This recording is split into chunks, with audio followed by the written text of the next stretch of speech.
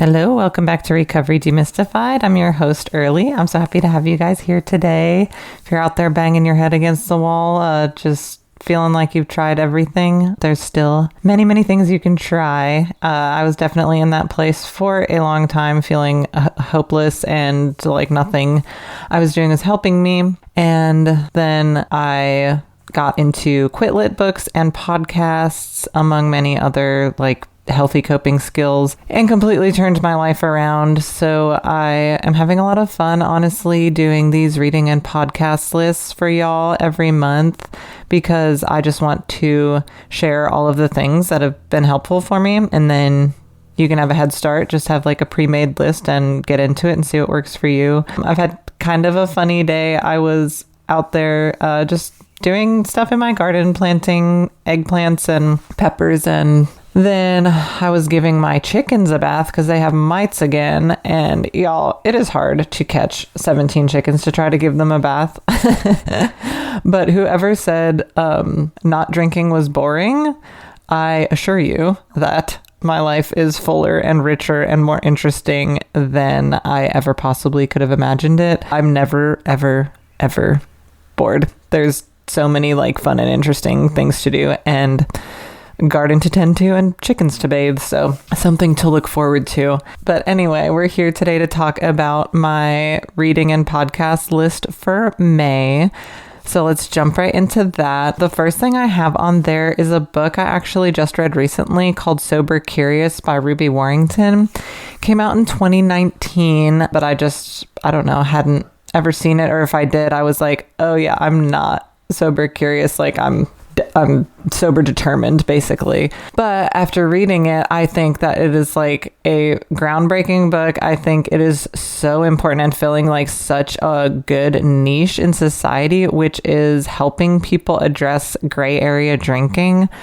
There are a lot of people, maybe it's you, that are concerned about their drinking, or they're having negative repercussions. They're just wondering why it's not all what it's all cracked up to be. Like, for instance, maybe a person's experiencing like hangovers or anxiety, or they're sick and tired of being sick and tired. They're just experiencing like regret, making decisions they wish they hadn't, which is all like, you know, pretty common when it comes to drinking, because it turns off the part of our brain that's responsible for inhibition. And inhibition is a really important survival mechanism that protects us from doing things that we would regret. So anyway, I think it's like a lot of people that are like, well, I'm not an alcoholic, but I am concerned. And those people are just, I don't know, made silent or pushed to the sidelines, or just like left to their own devices to like wait until it gets bad enough to address it. But the reason why this book is amazing is because she's like, oh no, we can all address it like if we want to. You don't have to wait until you fit into some like made up category of alcoholic. If you're experiencing negative repercussions and you want to change your life, it is available to you. And her book is really good at just like breaking down and addressing a lot of the things that a person will go through like in a sober curious journey, and working through it in like a logical way that's based on science. There is this phrase in the book that I honestly like never heard before, but is very relatable. She calls it FOMA, fear of missing alcohol. It's also referred to as euphoric recall.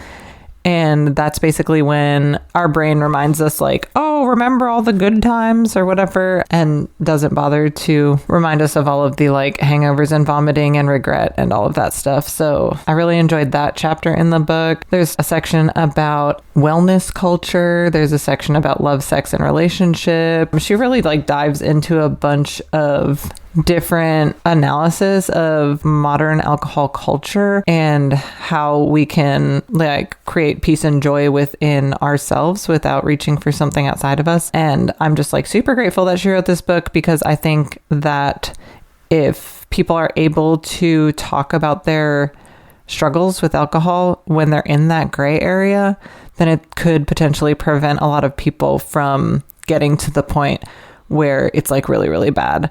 So if you're in that gray area, you're not alone. This book is really great for addressing that.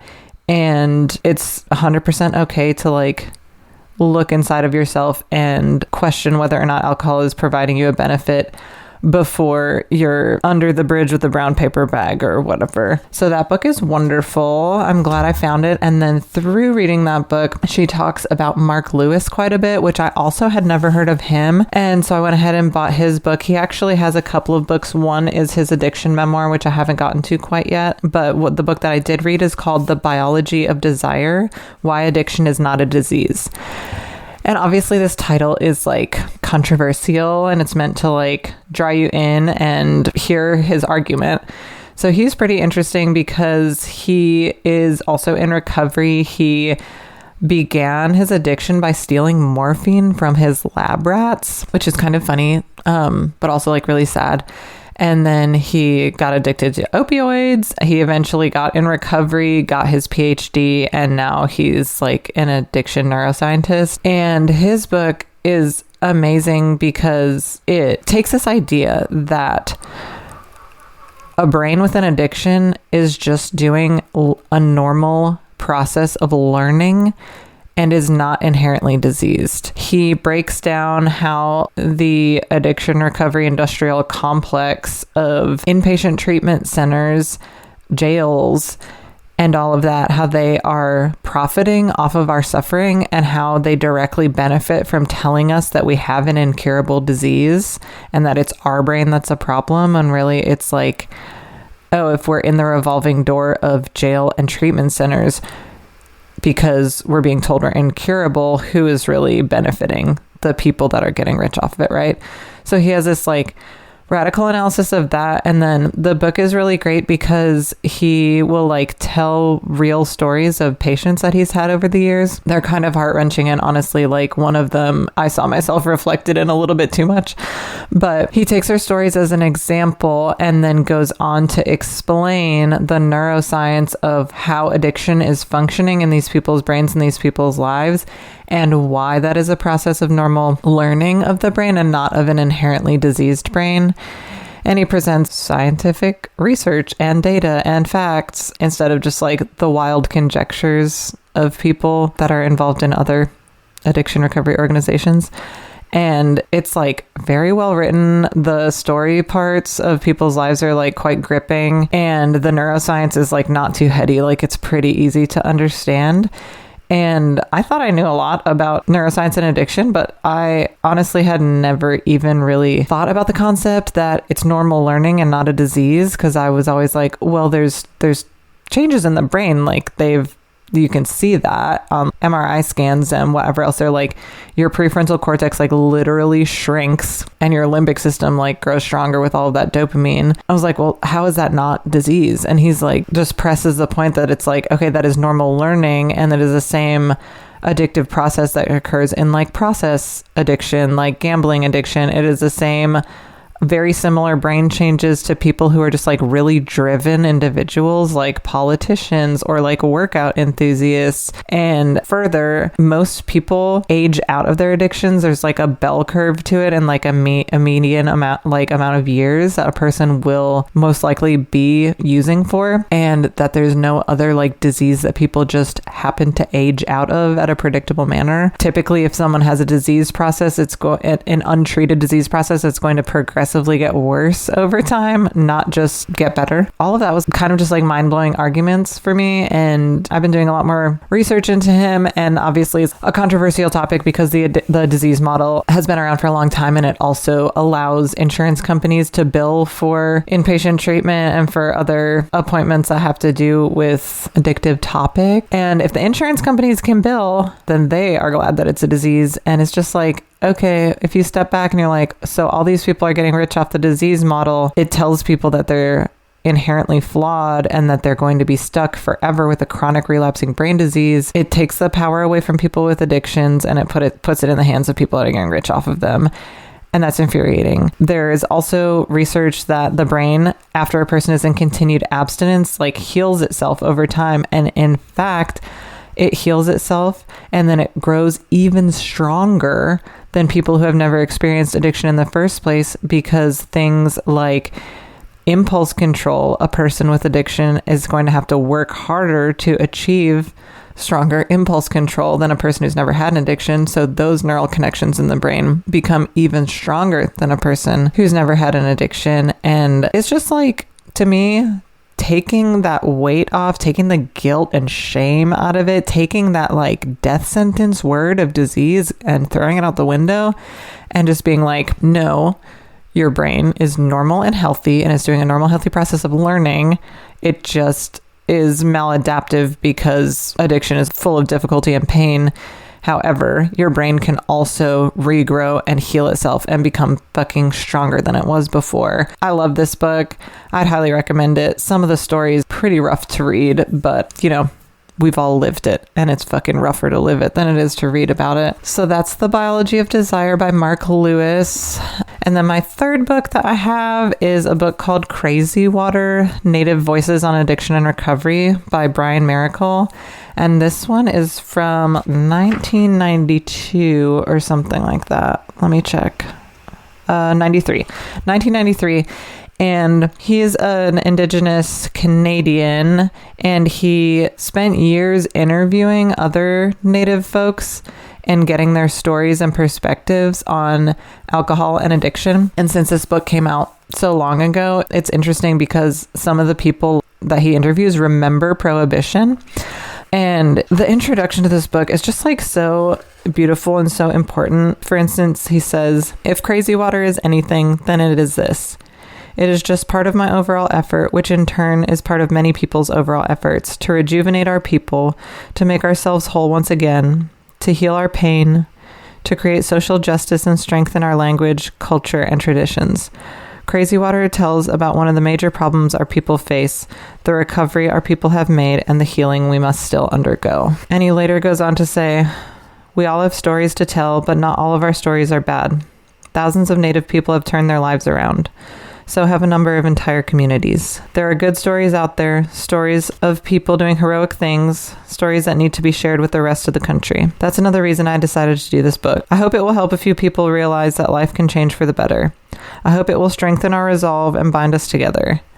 I hope it will help put us on the road to recovery. I hope it will help to start the national healing, because the healing must begin. We have to start somewhere, sometime, and if we are ever going to get out of the hellhole we're in, that means we're going to have to face up to the truth, even if it hurts." And later he says, "Crazywater does stand for something, though. It celebrates sobriety, and it celebrates a revival of Native culture and traditional spirituality. If I can accomplish just one thing with this book, I hope it is this. I don't want anyone who reads this book to ever walk by a Native drunk on the street again without thinking about that person's pain and without thinking about the circumstances that put that person there. I also want people to know that there is much more to the story of Native alcoholism and Native sobriety than just a drunk on Skid Row. I want people to know that there is a cultural and spiritual revival underway in Native communities, and it is being inspired and led by sober people. The last thing I want people to know is that despite the devastation we have endured, the Okinawa are going to heal and grow stronger."